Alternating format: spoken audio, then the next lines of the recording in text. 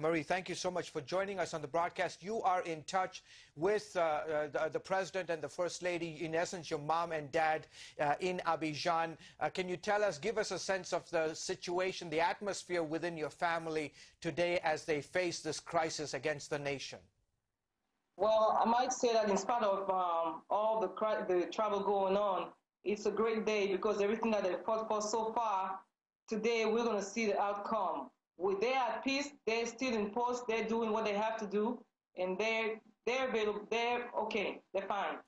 Your father has said, a spokesman for your father has said that he will never leave the country. He will die on that land. This is a land that belongs to him and to the Ivorian people. Are you, ma'am, afraid for your father and mother?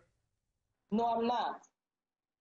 I'm not afraid. Like I said before, they have been fighting all their life for the freedom of Côte d'Ivoire. And today, we will see this come to pass. The U.S. State Department Secretary for State on African Affairs has released this statement just a few minutes ago, and he says, quote, "If there is major violence in Abidjan and Gbagbo does not step aside, he and those around him, including his wife Simone Gbagbo, will have to be held accountable." This is from the United States State Department, in essence saying that your father and your mother will be held accountable if there's bloodshed on the streets of Abidjan. Are you afraid that today the United States and perhaps the global community is putting so much pressure on your family, on the president, to leave the country and to basically give up powers of this country?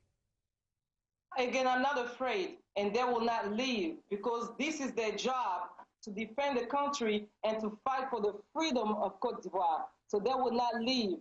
And the people who are doing the violence, it's not them.